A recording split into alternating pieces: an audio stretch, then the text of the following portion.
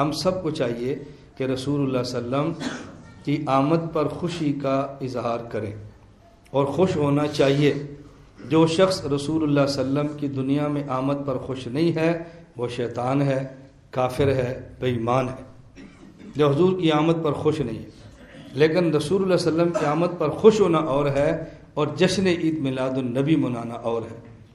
رسول اللہ صلی اللہ علیہ وسلم کی آمد پر خوشی اور ہوتی ہے، جشن اور ہے، آپ کی آمد اور ہے، جشن میلاد النبی اور ہے، پھر جشن عید میلاد النبی یہ بالکل الگ تھلگ بات ہے۔ شریعت نے دو عیدیں بتائی ہیں، ایک عید الفطر اور ایک عید الاضحیٰ۔ عید الفطر رمضان گزرا اور اس کے بعد ایک ماہ روزے رکھے، رمضان میں مشقت برداشت کی ہے، اللہ نے فرمایا مہمانی ہے ہماری طرف سے، آج کھاؤ، عید الفطر۔ عید الاضحیٰ آ گئی، یہ 3 دن خدا کی طرف سے مہمانی ہے، اللہ کے نام پہ جانور ذبح کرو اور کھاؤ۔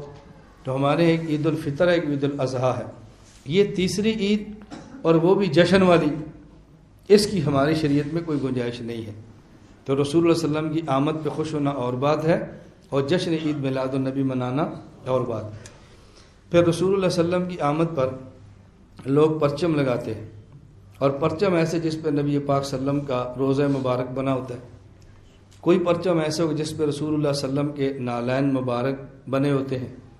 اور جو ہی میلاد النبی عید کا ان کا 12 ربیع الاول کے دن گزرتا ہے تو گزرنے کے فوراً بعد ایک بعد 2 دن بعد وہ لڑیاں ٹوٹتی ہیں، حضور پاک صلی اللہ علیہ وسلم کے روضہ مبارک کی تصویر وہ مٹی پہ ہوتی ہے، نالین مبارک کی تصویر مٹی کے پر ہوتی ہے، اور یہ سنی بات نہیں ہے، میری اپنی آپ بیتی ہے۔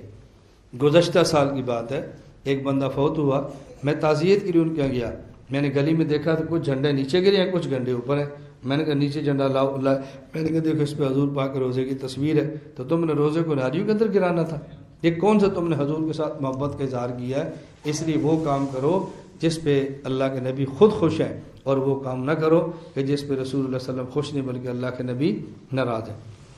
اور ایسے کام اپنی طرف سے کرنا، مخصوص دن متعین کرنا، اس کو باعث اجر و ثواب سمجھنا، اور جو وہ کام نہ کرے اس کو گستاخ کہنا، اس کی شریعت میں کوئی گنجائش نہیں۔ لوگ آپ سے کہیں گے اگر ہم نے 12 کا دن میلاد النبی کا متعین کیا تو جرم ہے، تم نے رائیوڈ کے اجتماع کے دن 3 متعین کیا، جرم نہیں ہے؟ ختم بخاری کی تاریخ رکھی تو جرم نہیں ہے؟ سالانہ جلسے کی تاریخ کی تو جرم نہیں ہے؟ دستار بندی کا دن متعین ہے، جرم نہیں ہے؟ تم نے نکاح کا دن متعین کیا تو جرم نہیں ہے؟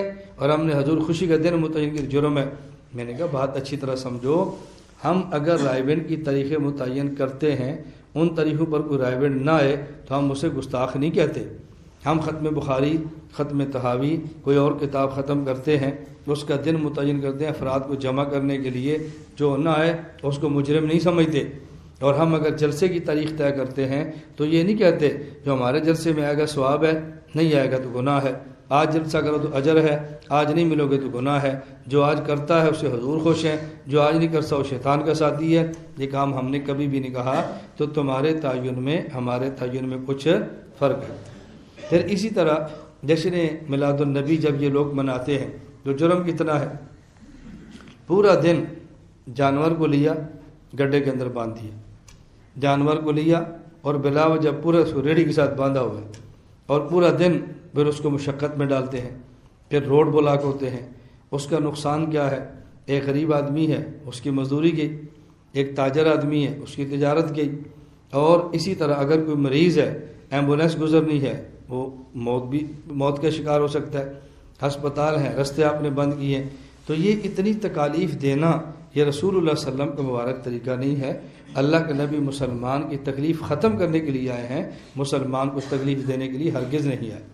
میں یہ بات کروں کہ آپ اس کو ذہن بناؤ، خود سمجھو، پھر جس حد تک ممکن ہو اپنے علاقے میں سمجھاؤ، جس حد تک ممکن ہو، لڑائی جھگڑے کے بغیر یہ بات سمجھاؤ۔